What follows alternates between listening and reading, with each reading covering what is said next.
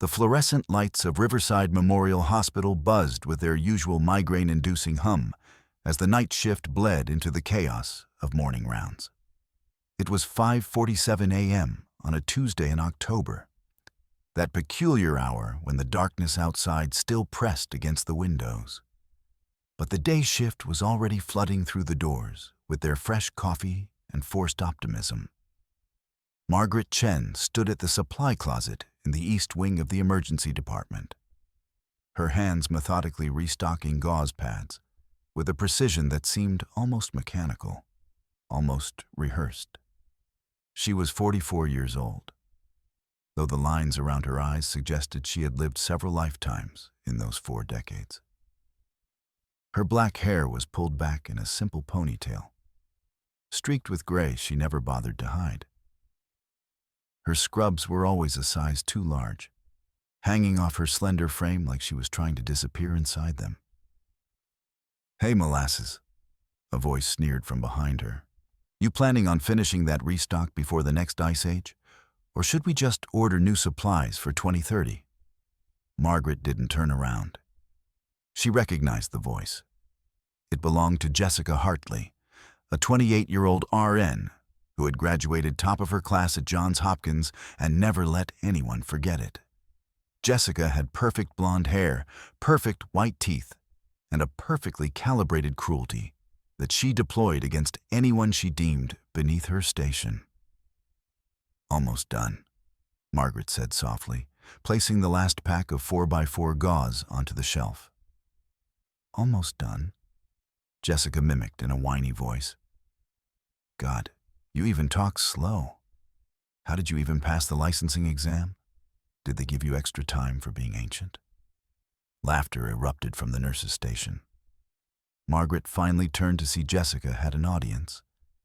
3 other nurses were watching, including Brittany Novak, the charge nurse on duty, who should have been putting a stop to this but instead was smirking into her coffee cup. Margaret closed the supply closet door. She walked past Jessica without making eye contact, without defending herself, without any visible reaction at all. Her footsteps were measured, unhurried, like a soldier crossing a minefield who knew exactly where not to step. That was what unnerved them most. The stillness, the lack of reaction. 3 months of daily torment, and Margaret Chen had never once raised her voice, never once cried, never once fought back. It was unsettling.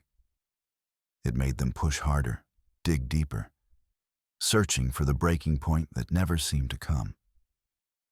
And if you want to find out what happened when Dr. Cross discovered the truth about the nurse he had just humiliated, subscribe to this channel and tell me in the comments where you're watching from. The bullying had started on Margaret's very first day at Riverside Memorial. She had arrived early, dressed in clean scrubs, her paperwork complete, her certifications in order. The HR manager had walked her through the orientation process with the efficiency of someone who had done it 1,000 times. "Welcome to Riverside Memorial," the manager had said. "You'll be working under Dr. Nathan Cross in the emergency department. He's one of the best in the state. Harvard Medical School residency at Mass General. He demands excellence, but he's fair." Margaret had nodded, saying nothing. She had known what she was walking into. She had chosen this hospital specifically because of its location, its trauma capabilities, and its proximity to certain assets that might need protection. The job was a cover. The abuse she would endure was the price of maintaining that cover. On that first day, she had made a deliberate mistake. While inserting an IV line for a routine patient, she had allowed her hands to tremble. Just slightly, just enough to notice. Jessica Hartley had noticed immediately. "Oh my God," she had whispered to another nurse. "Did you see her hands shake? How did she pass the practical exam?" The word had spread quickly. By the end of her first week, Margaret had earned her nickname, Molasses. It followed her everywhere, muttered under breaths, called across the nurse's station, written on sticky notes left on her locker. She endured it all in silence. There was the time they had accidentally reset her locker combination, forcing her to spend her lunch break getting maintenance to cut the lock. There was the time they had hidden all the gloves in her size, making her work an entire shift with gloves 2 sizes too large, fumbling with every task. There was the time they had filled out a fake complaint form from a patient, accusing her of rough handling, causing her to spend 3 hours in a disciplinary meeting. Each incident was documented in Margaret's memory with the precision of an intelligence officer. Names, dates, specific actions. She filed them away, not for revenge, but for the mission report she would eventually have to write. Her handlers would need to know the full picture of her operating environment. But through it all, she never broke character. Not once. Dr. Nathan Cross looked up from his tablet as Margaret approached the nurses' station. He was the chief resident of emergency medicine, a 36-year-old Harvard graduate with a jawline that belonged on a magazine cover and an ego that barely fit through the ambulance bay doors. He had been monitoring Margaret's performance with increasing irritation for weeks. "Chen," Cross said, not bothering to use her first name or any honorific. "I need you to take the vitals in bed 7. The patient's been waiting 20 minutes. "I was restocking the supplies as requested, Dr. Cross. I don't care what you were doing. I care that Mrs. Patterson in bed 7 is probably wondering if she's been forgotten. Move." Margaret nodded and walked toward the patient area. Behind her, she heard Cross mutter to Brittany, "I don't know why Henderson hired her. Henderson. She moves like she's underwater. I've seen trauma patients with faster reflexes." Brittany laughed. "Human resources said we needed more diversity in age demographics." I guess she was the diversity. Margaret heard every word. Her hearing was exceptional, honed by years of listening for sounds much quieter and more dangerous than petty gossip. But she kept walking, kept her face neutral, kept her silence. She entered the curtained area around bed 7 and found Mrs. Patterson, an elderly woman with a broken wrist from a fall at home. The woman looked up with grateful, watery eyes. "Oh, thank goodness," Mrs. Patterson said. "I was starting to think everyone had forgotten about me." "I'm sorry for the wait," Margaret said gently, pulling the blood pressure cuff from its hook. Her voice was different now, softer, warmer. The coldness she showed her coworkers melted away when she was with patients. "Let's get you taken care of." As Margaret wrapped the cuff around the woman's arm, Mrs. Patterson studied her face. "You look tired, dear. Do they work you too hard here?" Margaret smiled, a rare expression that transformed her severe features into something almost beautiful. "Nothing I cannot handle, Mrs. Patterson." "You have kind hands," the old woman said as Margaret checked her pulse. "Strong hands, too. My husband was a Marine. He had hands like yours." "Are you military?" Margaret's smile flickered for just a moment, a micro-expression that lasted less than a second. "Just a nurse," she said. "Just a nurse." Mrs. Patterson wasn't convinced. She had been married to a Marine for 47 years before cancer took him. She knew the look. The way certain people carried themselves, the way they scanned a room before entering it, the way they positioned themselves with their back to the wall whenever possible. "My Harold," Mrs. Patterson said softly. "He never talked about what he did in Vietnam, but I could see it in him. The same thing I see in you. Whatever you carry, dear, you don't have to carry it alone." Margaret finished taking the blood pressure reading. 142/88, she said. "A little elevated. But that's normal given the pain from your wrist. The doctor will be by shortly to discuss treatment options." She started to leave, but Mrs. Patterson caught her hand with her good arm. "Thank you. the old woman said. Not just for the care, but for being kind. I noticed how they treat you out there. I noticed you don't fight back. Margaret looked at her for a long moment. Sometimes, she said quietly, the strongest thing you can do is wait. Mrs. Patterson nodded like she understood something Margaret hadn't said out loud. Then she released Margaret's hand, and Margaret stepped back into the chaos of the ER. She finished the vitals, documented everything in the chart, and moved on to her next task, unaware that her conversation with Mrs. Patterson would stay with the old woman for years to come. At her husband's memorial service, Mrs. Patterson would tell the story of the kind nurse with sad eyes and strong hands. The nurse who had reminded her of Harold. The nurse she had seen on the news 3 days later, being saluted by the Secretary of Defense. The morning was accelerating now, the usual Tuesday rush of minor emergencies and major inconveniences filling the waiting room. Margaret moved from task to task, always thorough, always precise, but never fast enough for Dr. Cross.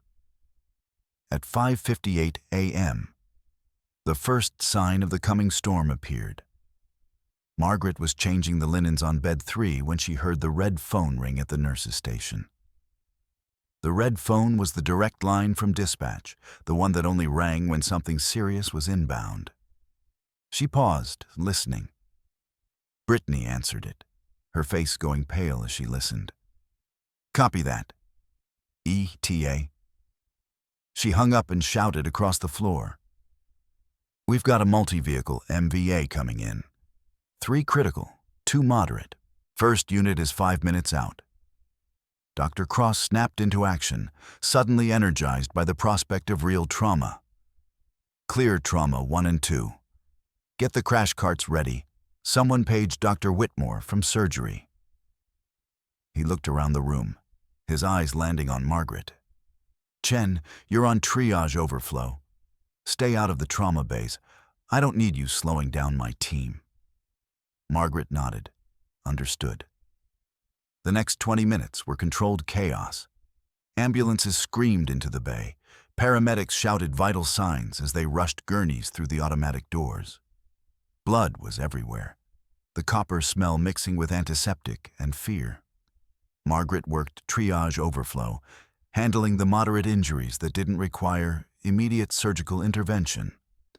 A teenager with a broken arm, a woman with glass fragments in her face, a man in shock who kept asking about his wife. She moved efficiently, competently, but in the shadow of the main trauma bays where Dr. Cross was performing his heroics. The teenager, a 17-year-old boy named Marcus, watched Margaret work with undisguised admiration. He had been in the passenger seat when his mother lost control on the icy overpass. His arm was broken in 2 places, the bone visible through the skin. But he hadn't cried. He had just stared at the ceiling, processing. You're good at this, Marcus said as Margaret cleaned the wound around his compound fracture. The other nurses, they make it hurt more. You're gentle. I've had practice, Margaret said. Where? In another hospital? Margaret was silent for a moment. Far away, she finally said. In places where being gentle was the only comfort I could offer. Marcus studied her face. You're not like the others here. No, Margaret agreed. I'm not. She finished prepping his arm for surgery and signaled for the orderly to wheel him to the OR. As he was being taken away, Marcus looked back at her. Whatever you're hiding, he called out. I hope you get to show them someday. I hope they see who you really are. Margaret didn't respond. She just turned to her next patient, the man who kept asking about his wife. The man whose wife, Margaret had already learned from the paramedics, had died on impact. She would be the one to hold his hand when the doctor delivered the news. She would be the one to sit with him while he sobbed. It was a duty she had performed hundreds of times, in hospitals and field stations and the backs of helicopters. but it never got easier. It was never supposed to get easier. At 6:01 a.m., everything changed. A new ambulance pulled up, lights flashing but sirens silent. That was unusual. The paramedics who emerged weren't the regular county EMTs. They wore unmarked black uniforms, and they moved with a precision that Margaret recognized instantly. "We have a priority transfer," one of them announced, not asking but telling. Male, late 40s, multiple GSWs, stabilized in the field. "Where's your trauma surgeon?" "Doctor." Cross stepped forward, still wearing the blood of his previous patient like a badge of honor. "I'm the attending." "What's the situation?" "Classified," the paramedic said flatly. "He needs a private room. Now." Cross's ego bristled at being commanded. "This is my ER. I decide who gets what room based on medical priority, not your say-so."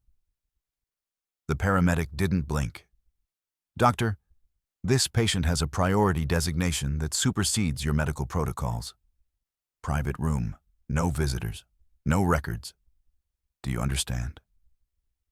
Something in the paramedic's tone made Cross hesitate.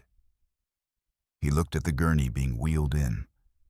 The patient was covered in blood, unconscious, with an oxygen mask over his face and IVs running into both arms. His clothing had been cut away, revealing a torso wrapped in field dressings. "Fine," Cross said. "Trauma 3. But I'm the attending physician. I see his chart." "There is no chart," the paramedic said, wheeling the gurney past him. "And you're not the physician. We're waiting for a specialist." Cross sputtered. "Excuse me? This is my emergency room. I am the specialist." The paramedics ignored him. They wheeled the patient into Trauma 3 and closed the door. Through the glass window, Cross could see them connecting monitors, checking lines, working with a quiet efficiency that suggested extensive training. Margaret watched from across the room. She had stopped what she was doing the moment she saw the unmarked ambulance. Her eyes were fixed on the patient in Trauma 3, and something in her face had changed. The mask of calm indifference had cracked, revealing something raw underneath. "Who is that?" Brittany asked, appearing beside her. "Some kind of VIP?" Margaret didn't answer. She was already moving toward the trauma bay. "Chen!" Cross shouted. "Where do you think you're going? I told you to stay in overflow." Margaret stopped. She turned to face Cross, and for the first time in 3 months, there was fire in her eyes. "That patient needs me," Cross laughed, a sharp bark of disbelief. "You? The slowest nurse in this hospital? He's got a team of what looks like Special Forces medics, and you think he needs you? Get back to your station before I write you up." Margaret looked at the trauma bay. She looked at Cross. She made a decision. "No," she said. The word hung in the air, like a grenade with the pin pulled. No one said no to Dr. Nathan Cross. No one, and certainly not the slow, strange, silent nurse who had been the department's punching bag for 3 months. "What did you just say to me?" Cross's voice dropped to a dangerous whisper. "I said no." Margaret's voice was steady. "That patient has a specific condition that your team is not trained to handle. I am. If you don't let me in that room, he will die, and I will make sure everyone knows why." Cross stared at her. For a long moment, no one in the ER breathed. Then Cross smiled. It was not a pleasant smile. It was the smile of a man who had just been handed the excuse he had been waiting for. "Security," Cross called out, his voice carrying across the floor. "I need security at the nurses' station immediately." 2 guards appeared within seconds. The hospital had been dealing with a lot of agitated patients lately, so security response time had improved dramatically. "This woman," Cross said, pointing at Margaret, "is terminated effective immediately." She has refused a direct order from the attending physician and is attempting to interfere with patient care. Escort her off the premises. If she resists, call the police." Margaret looked at the guards. She looked at Cross. She looked at the trauma bay where the mystery patient's monitors were starting to alarm. "Dr. Cross," Margaret said, her voice dropping into a register that made the security guards hesitate. "You are making a mistake that you cannot undo." "The only mistake," Cross spat, "was hiring you in the first place." He turned to the guards. "Get her out of my sight." The guards moved toward Margaret. She didn't resist. She allowed them to take her arms and guide her toward the exit. As they walked her through the ER, past the nurses who had tormented her, past the doctors who had dismissed her, past the patients she had cared for in secret silence, she kept her eyes forward. They reached the ambulance bay doors. The morning light was pale gold now, the sun finally cresting the horizon. Margaret stepped outside, the guards releasing her arms. "Your badge," one of them said awkwardly. He clearly felt uncomfortable about the whole situation. "Dr. Cross wants it." Margaret unclipped her hospital ID from her scrubs. She looked at it for a moment. The photo showed a woman with tired eyes and a neutral expression. It showed nothing of who she really was. She handed it over. The guards retreated back inside, leaving Margaret alone in the ambulance bay. She stood there for a moment, the cool October air cutting through her thin scrubs. Then she pulled out her phone and made a call. "It's Chen," she said when someone answered. "I've been compromised. The package is at Riverside Memorial Hospital, Trauma Bay 3. He has approximately 40 minutes before the secondary hemorrhage. They don't know what they're dealing with." She listened to the response on the other end. "Understood," she said. "I'll stand by." She hung up and looked back at the hospital. Through the glass doors, she could see the chaos continuing, see Dr. Cross barking orders, see the nurses scrambling. None of them knew what was coming. Margaret sat down on a bench outside the ambulance bay. She looked at her hands. They were steady. They were always steady when it mattered. At 6:15 a.m., Dr. Nathan Cross was enjoying his victory. The strange, slow nurse was gone, and the ER was finally running the way he wanted it to run. Fast, efficient, under his complete control. The patient in Trauma 3 was stable, according to the monitors. The unmarked paramedics were still in there, still refusing to share information. But Cross had decided to let it go. Whatever classified nonsense was going on, it wasn't his problem anymore. He had a department to run. At 6:23 a.m., the patient in Trauma 3 coded. The alarm screamed through the ER. The paramedics shouted for help. Cross ran to the trauma bay, his earlier irritation forgotten in the face of a genuine emergency. He pushed through the door and stopped cold. The patient's vitals were crashing, blood pressure dropping, heart rate erratic. The paramedics were working frantically, but something was wrong. The bleeding wasn't coming from the gunshot wounds they had been treating. It was coming from somewhere else. "What's happening?" Cross demanded. "Retroperitoneal hemorrhage," one of the paramedics said, his voice tight with fear. It was contained, but something ruptured the clot. "We need a surgeon, now." Cross felt the blood drain from his face. A retroperitoneal hemorrhage was a bleed in the space behind the abdominal organs. It was often invisible, often fatal, and required extremely specialized treatment. The hospital's vascular surgeon was currently in a 12-hour surgery on the other side of the building. "Page Dr. Whitmore," Cross ordered. "Get him out of his current surgery if you have to." "There's no time," the paramedic said. "He's got maybe 10 minutes. We need someone who can do a damage control laparotomy in the field. Someone who can work without imaging. Cross stared at him. That was an insane request. No one operated blind on a retroperitoneal bleed. It was suicide. The mortality rate was astronomical even with full surgical teams and modern imaging equipment. The paramedic grabbed Cross by the collar of his white coat. His eyes were desperate. Listen to me. This man cannot die. Do you understand? He cannot die. Whatever it takes, whoever you have to call, you make it happen. I don't have anyone, Cross said, and for the first time in his career, he sounded genuinely helpless. Our vascular surgeon is unavailable. Our trauma surgeon is in surgery. I'm an ER doctor. I do stabilization, not exploratory surgery. The paramedic released him. He looked at his dying patient. Then he looked at Cross with an expression of pure contempt. You fired her, the paramedic said. What? The nurse, the Asian woman. You fired her this morning. I saw it happen. Cross blinked. Chen? What does she have to do with anything?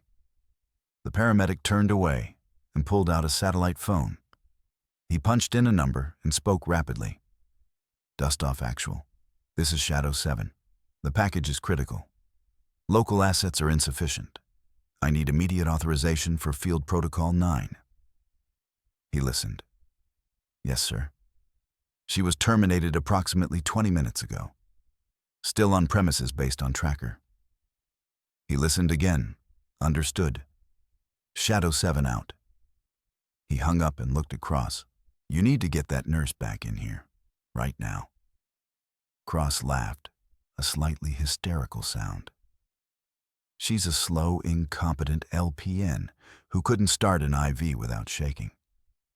She's not going to save anyone. The paramedic stepped very close to Cross.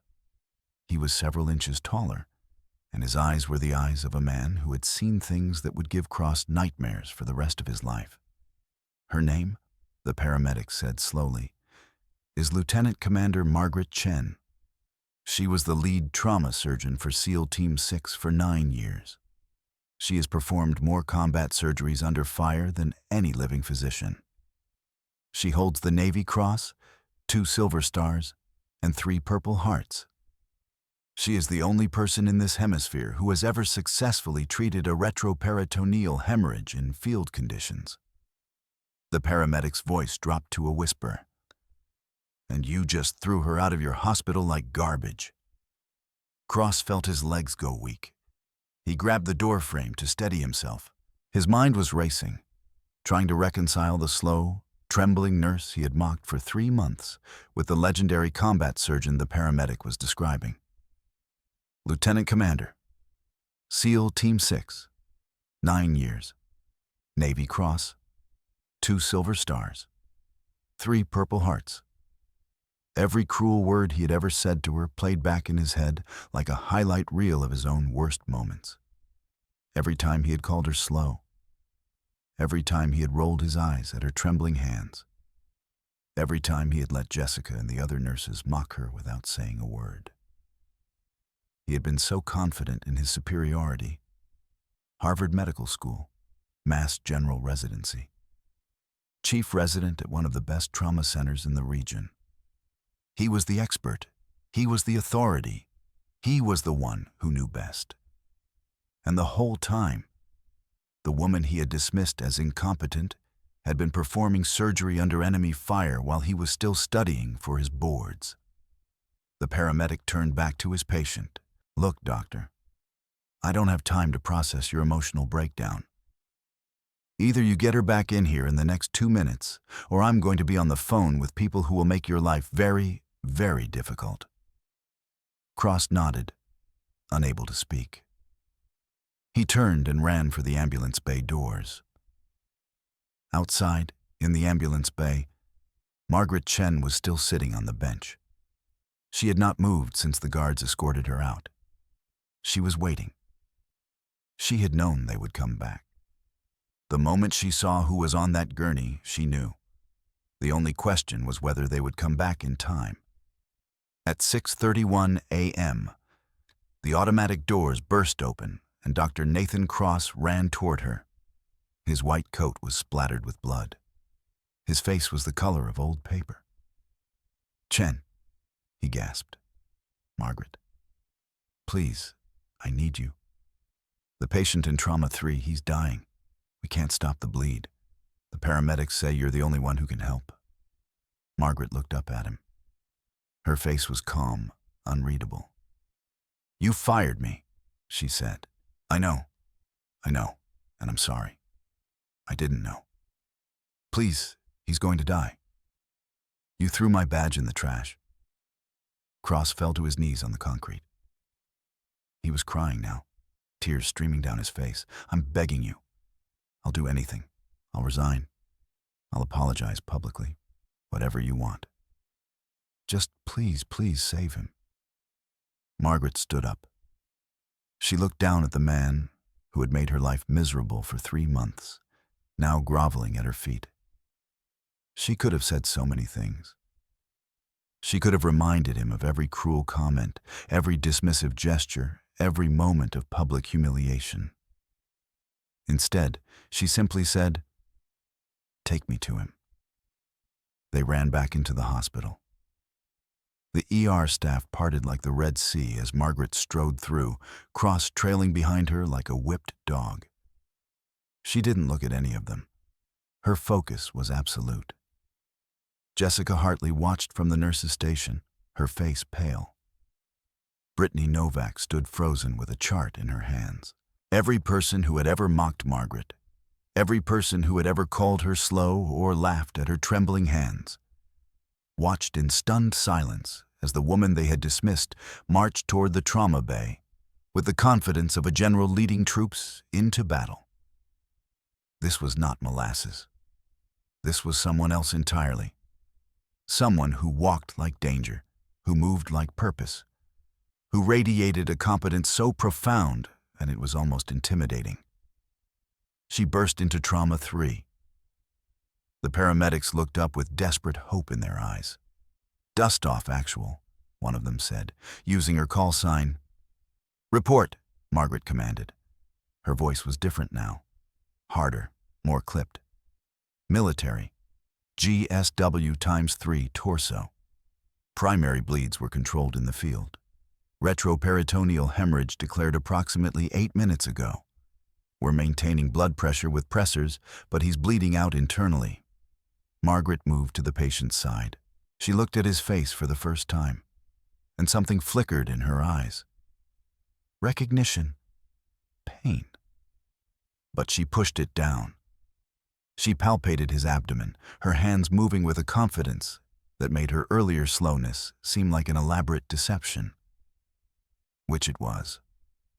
"The clot is in the left renal fossa," she announced. "I need a surgical kit. Military grade if you have it. Cross, you're assisting. Do exactly what I say when I say it, or I will have you removed." Cross nodded frantically. "Whatever you need." Margaret looked at the assembled team. "For the next 30 minutes, you will follow my orders without question. I don't care about your protocols. I don't care about your liability concerns. The only thing that matters is keeping this man's blood inside his body. Am I clear?" "Yes, ma'am," the room responded in unison. "Then let's get to work." What followed was unlike anything the staff of Riverside Memorial had ever witnessed. Margaret Chen transformed before their eyes. The slow, trembling nurse vanished, replaced by a surgeon of terrifying precision. She cut into the patient's abdomen without imaging, relying entirely on touch and instinct.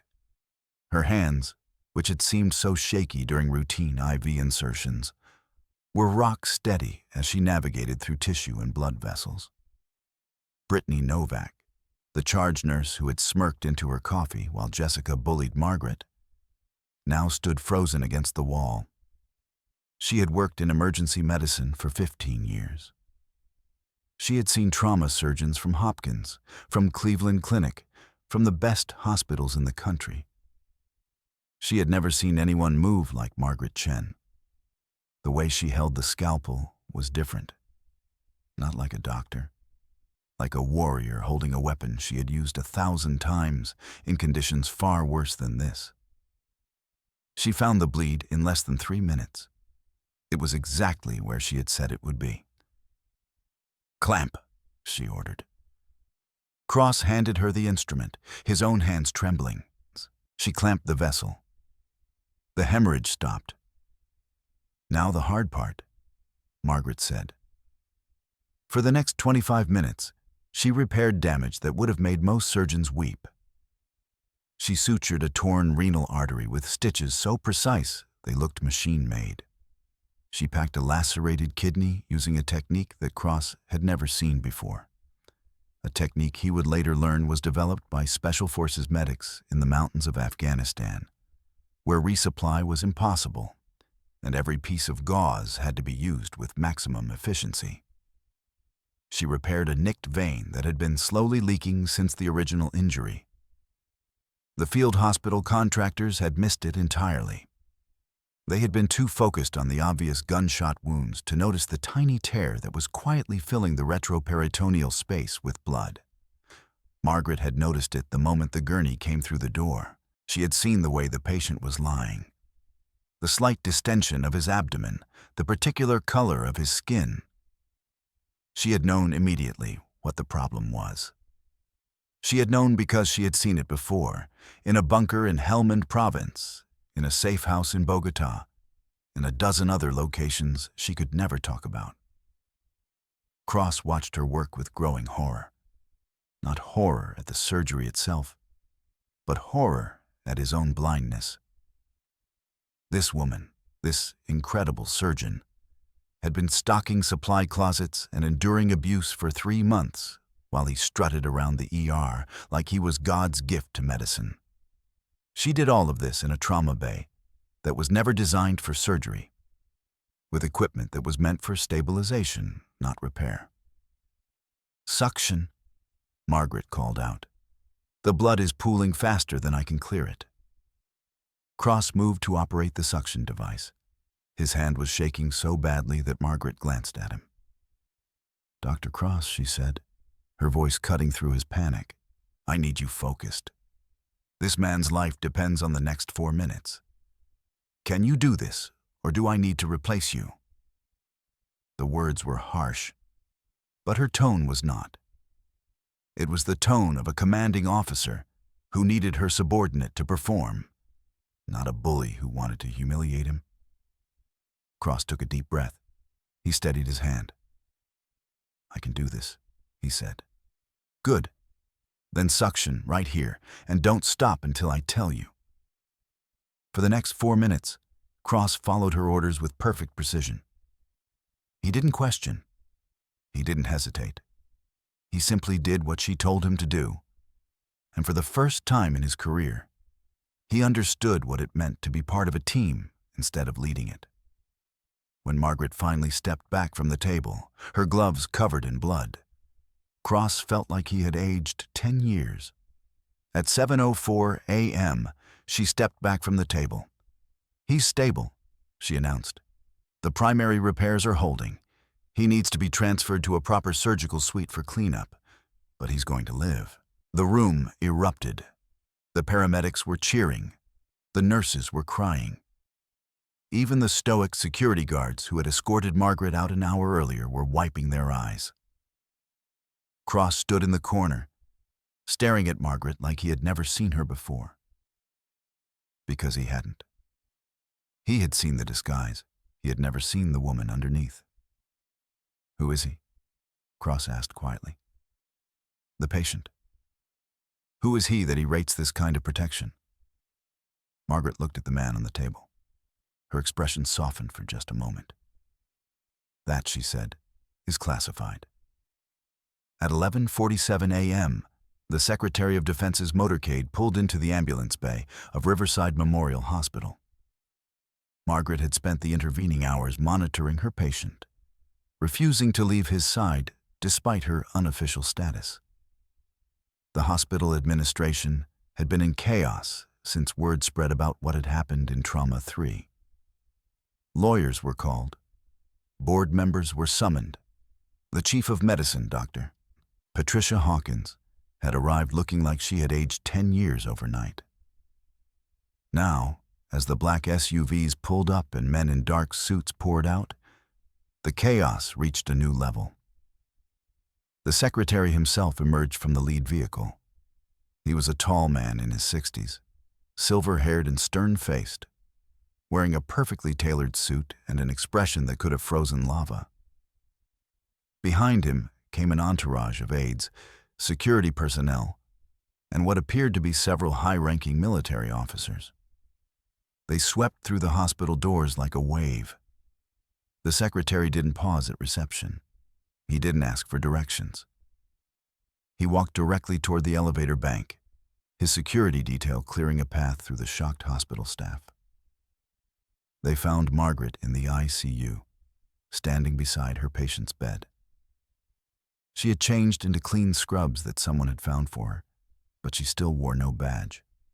Technically, she was still fired. The ICU nurses had been watching her for hours, whispering among themselves. Word had spread through the hospital like wildfire.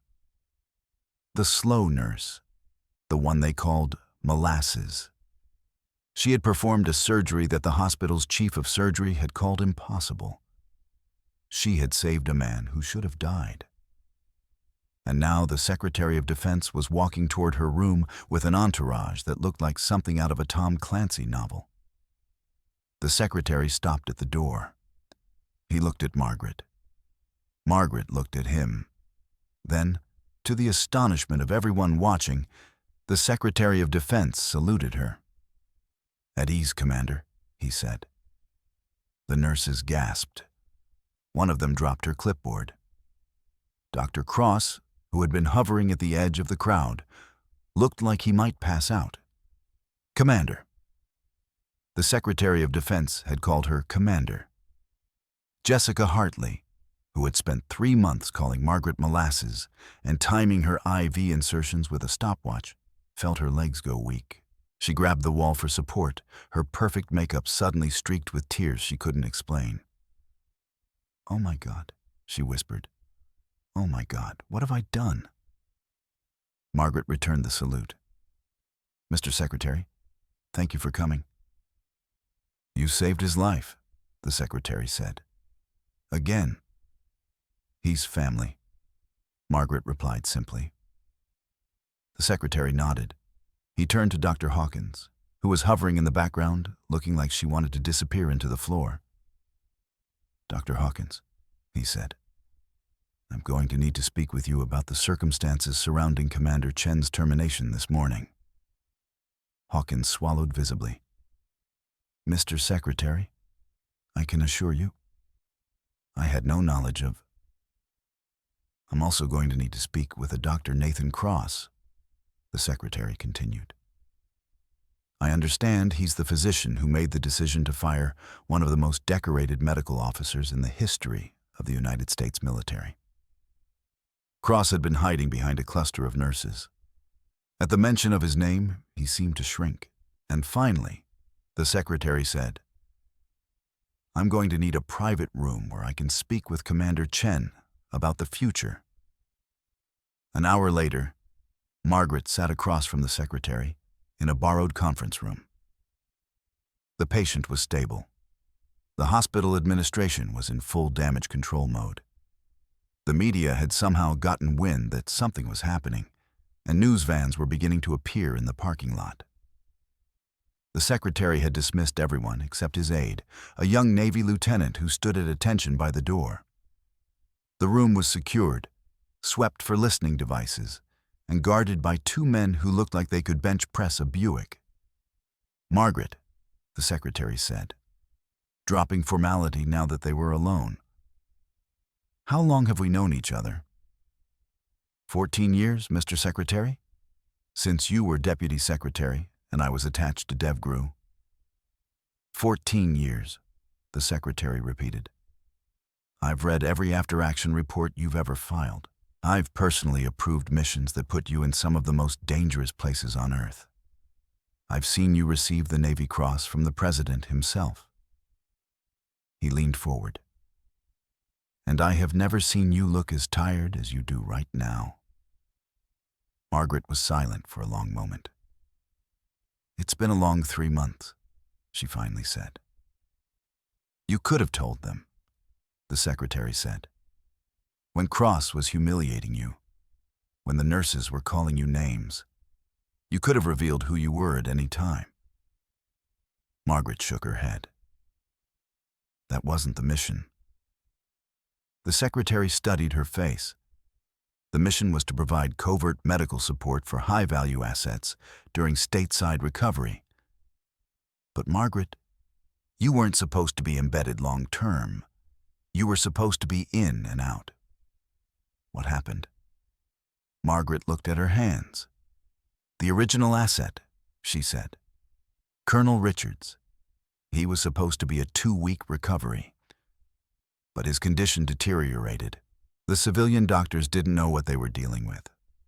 A rare reaction to the field antibiotics we use in contested environments. I had to stay to monitor him. That was 3 months ago." "He died 6 weeks ago," Margaret said quietly. "I could have left then. But I had already established my cover, and intelligence suggested another asset might be routed through this hospital. I was told to maintain position." The secretary's expression softened. "And so you stayed. And you took the abuse, because that's what the mission required." "Yes, sir."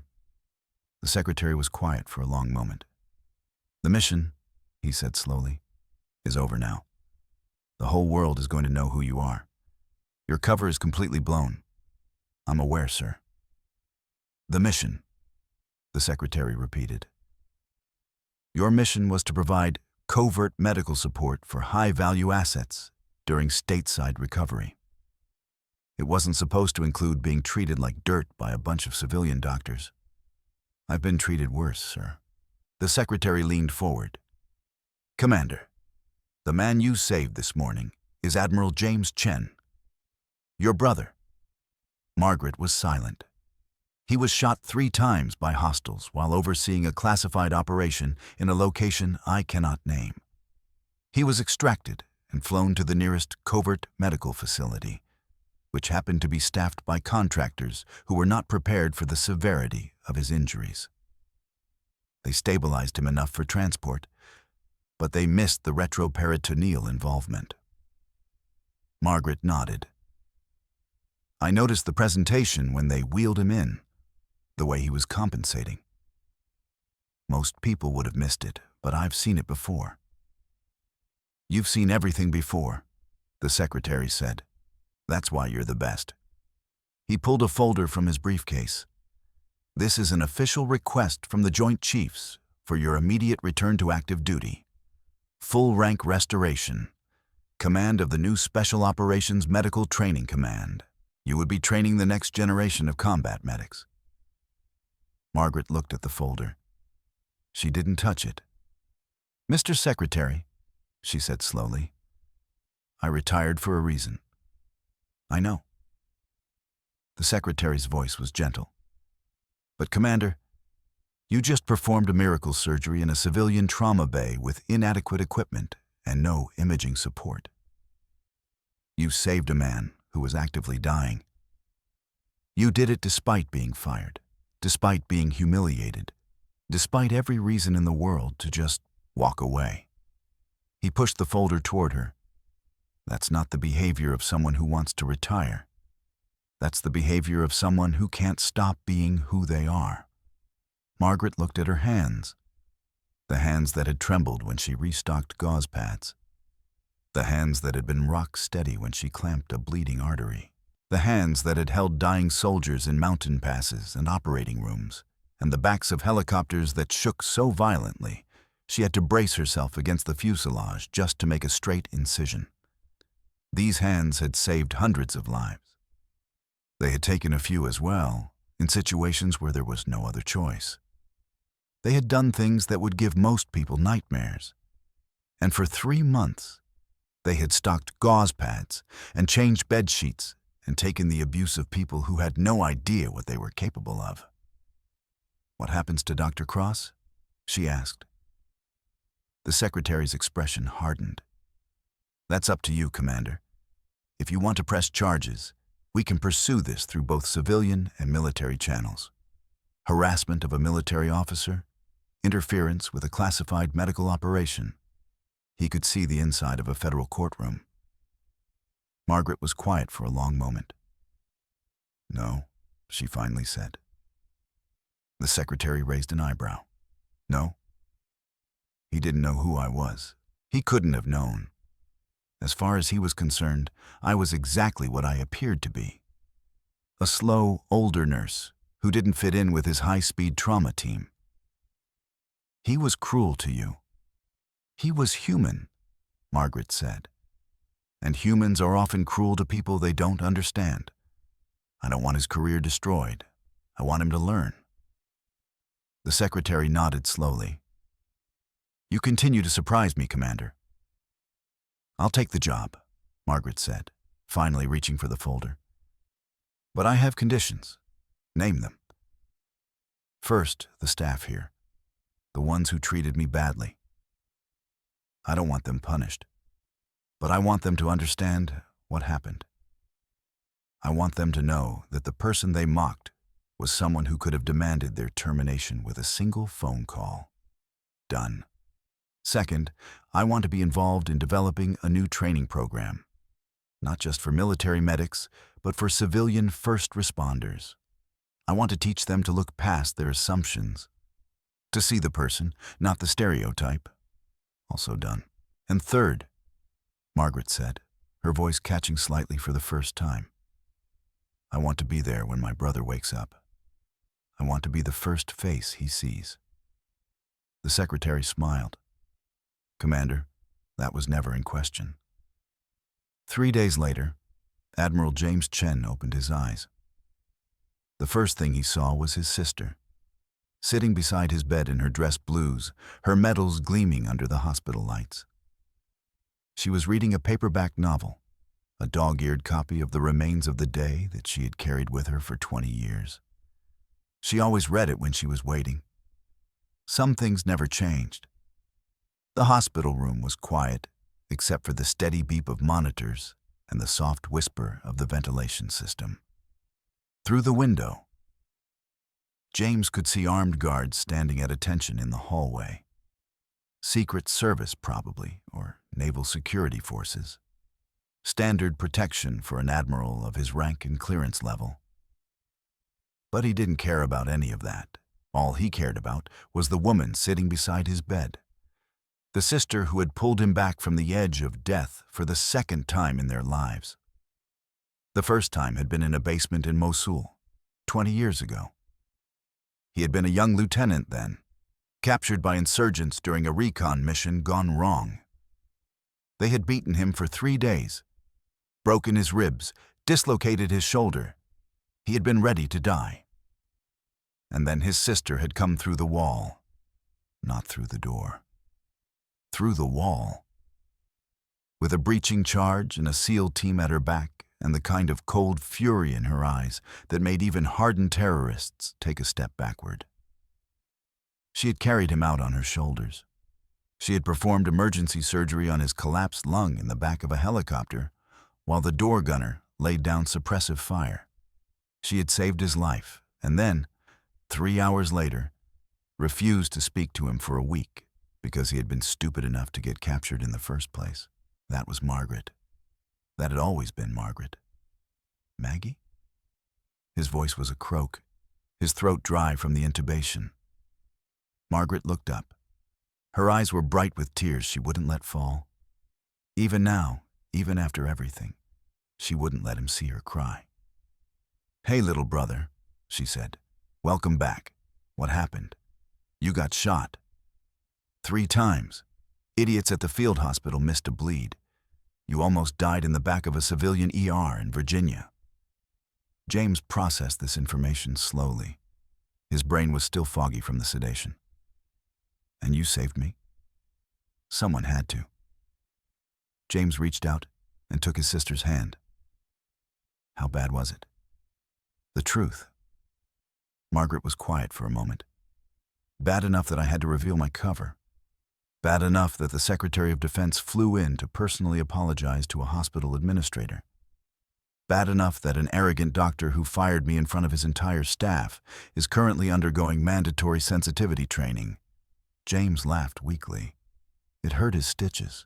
Sensitivity training? It was either that or court-martial. I chose mercy. You always do, James said. That's why you're the better Chen. Margaret squeezed his hand. Get some rest. You have a lot of recovery ahead of you. Will you be here? For as long as you need me. And then I have a new assignment. Training the next generation of people like me. Teaching them that the best warriors are the ones who know how to heal. James smiled and closed his eyes. The best warriors, he repeated sleepily. And the most annoying sisters. Margaret watched him drift back to sleep. She didn't let go of his hand. Outside the hospital room, Dr. Nathan Cross stood in the hallway. He had been standing there for 20 minutes, working up the courage to knock. In his hands, he held a small box. Finally, he knocked. Margaret looked up. When she saw who it was, her expression didn't change. Come in, Dr. Cross. Cross entered the room awkwardly. He looked at the sleeping admiral, then at Margaret in her full military uniform, and seemed to shrink even further. Commander Chen, he said, his voice barely above a whisper. I wanted to apologize. Personally. What I did, how I treated you, it was inexcusable. I've spent the last 3 days going over every interaction we had, and I'm horrified by my own behavior. Margaret studied him. Sit down, Dr. Cross. He sat, still clutching the small box. You treated me badly, Margaret said. Not just on the day you fired me, but for 3 months. You called me slow. You mocked me in front of my colleagues. You made my life miserable. I know, and... But, Margaret continued, you also knelt in a parking lot and begged me to save a patient's life. You assisted in a surgery that was way beyond your training, and you followed orders without complaint. When it mattered most, you put the patient first. Cross looked up, hope flickering in his eyes. That doesn't erase what you did, Margaret said. But it tells me something important about who you really are. Under all the ego and the arrogance, there's a doctor who actually cares about his patients. She nodded toward the box in his hands. What's that? Cross looked down like he had forgotten he was holding it. Oh, this. It's nothing. Just something I found. He opened the box and pulled out a hospital ID badge. Margaret's hospital ID badge, the one he had thrown in the trash. I fished it out, he said, his face reddening with shame, after they took you away. I don't know why. I think part of me knew, even then, that I had made a terrible mistake. He held it out to her. Margaret took the badge. She looked at the photo, at the tired eyes and neutral expression that hid so much. Thank you, she said. I'm going to be different, Cross said. I swear to you. The way I treated you, the way I've treated other nurses. It ends today.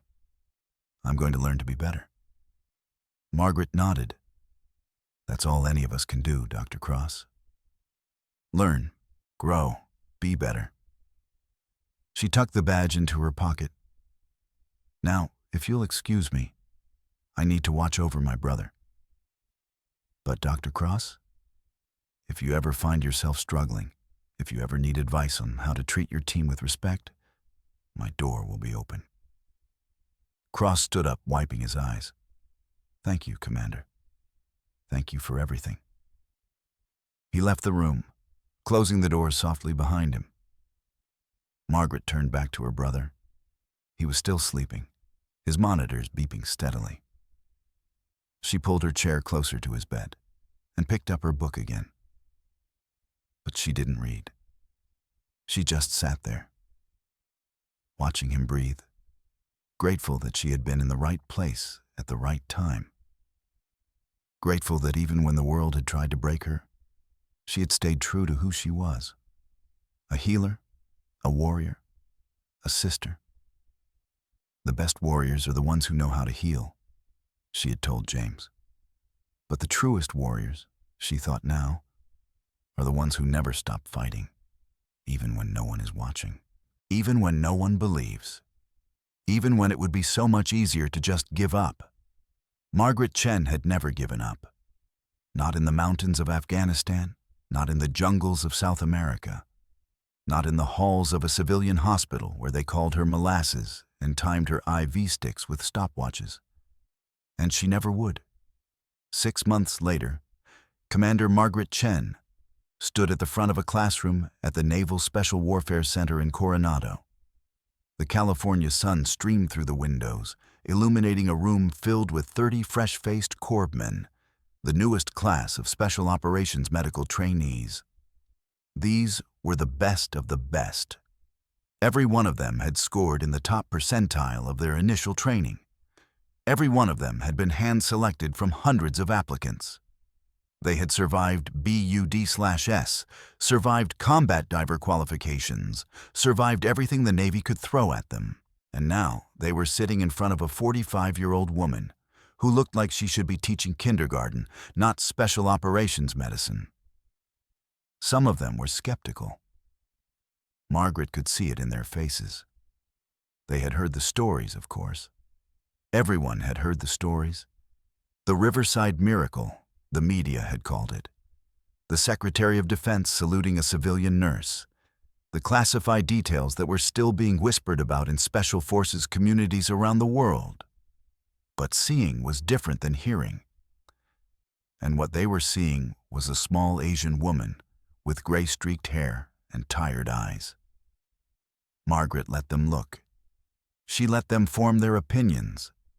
She knew exactly what they were thinking because she had thought the same thing 30 years ago when her own instructor had walked into the classroom. "Welcome to the hardest course you will ever take," she said. "Over the next 18 months, I'm going to teach you how to save lives in conditions that would make most surgeons weep. I'm going to teach you to operate in the dark, under fire, with inadequate equipment and no backup." She walked slowly in front of the class, her movements deliberate, unhurried. The same movements that had earned her the nickname Molasses at Riverside Memorial. The same movements that belied a reaction time fast enough to perform emergency surgery in a moving helicopter while taking enemy fire. "But first," she said, "I'm going to teach you the most important lesson of all." She stopped and looked at each of them in turn. 30 faces, 30 sets of eyes.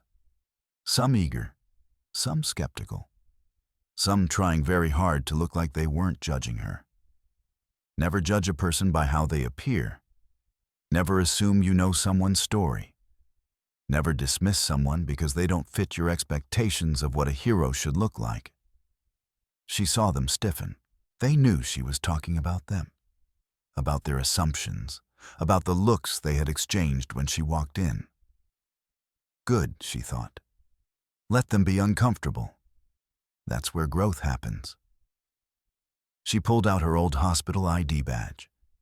She had kept it, a reminder of those 3 months at Riverside Memorial. "For 3 months," she said, "I worked at a civilian hospital. I was slow. I was quiet. I let them mock me. I let them call me names. I let them fire me." The class was silent, confused.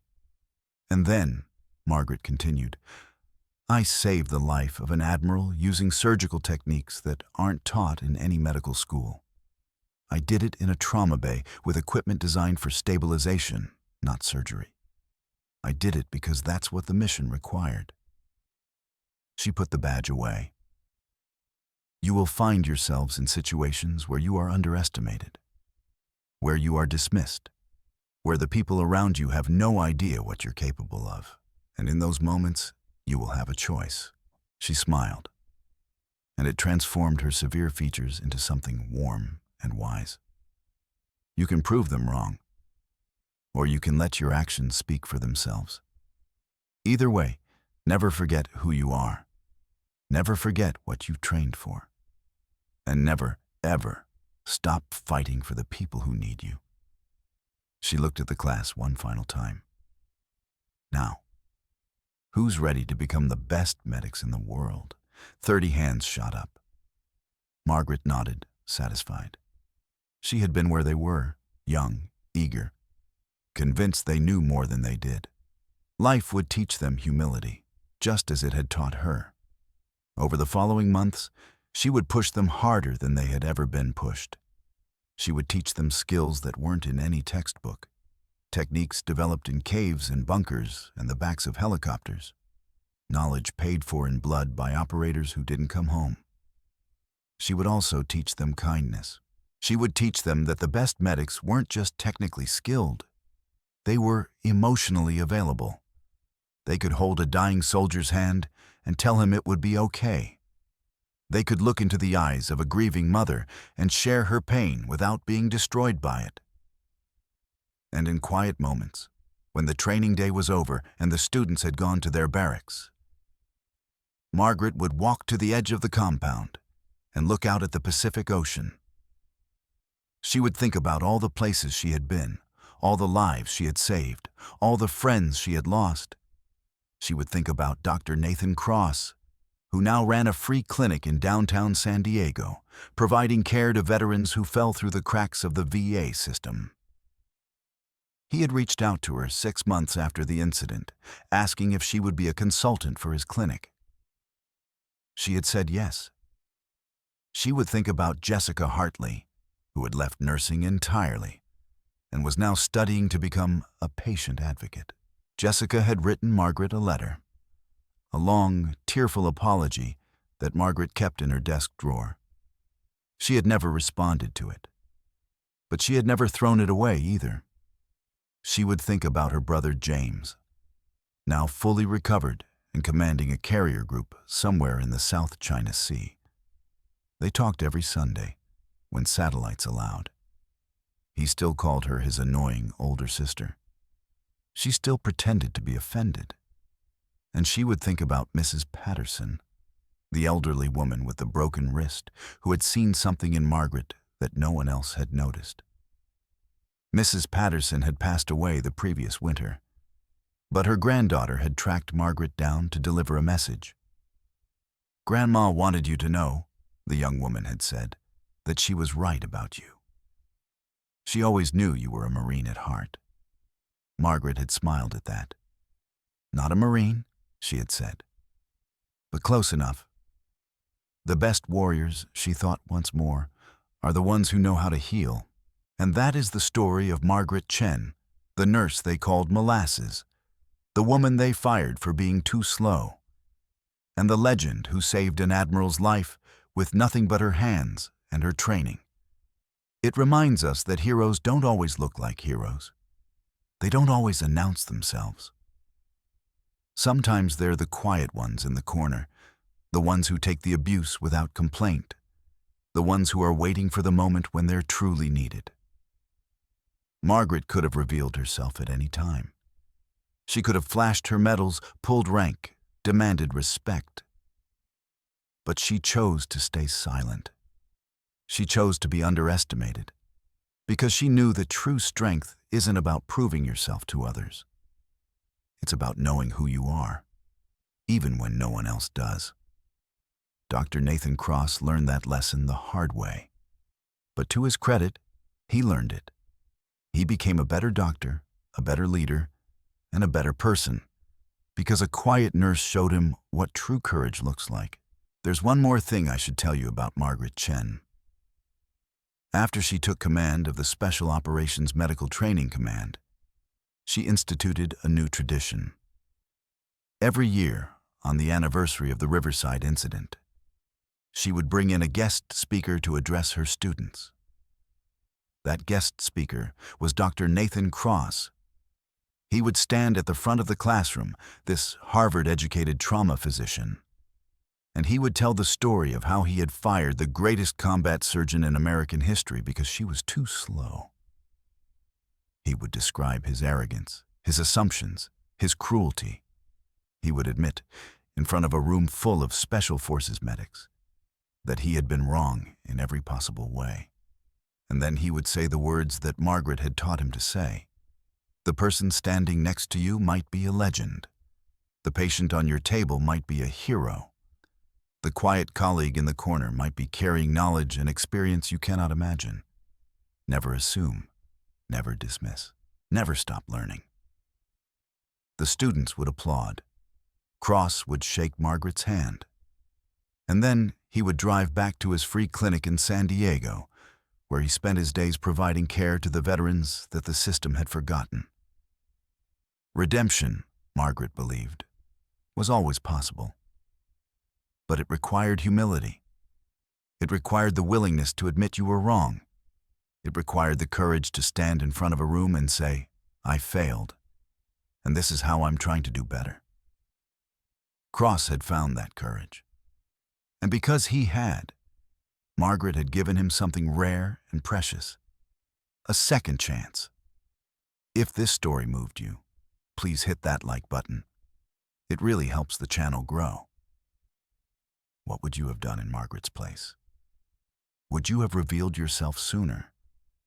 Would you have pressed charges against Dr. Cross? Let me know in the comments below.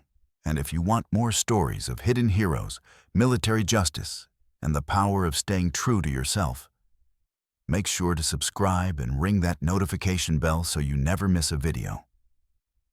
Thanks for watching. Remember, the quietest person in the room might just be the most dangerous, or in Margaret's case, the most healing. Until next time.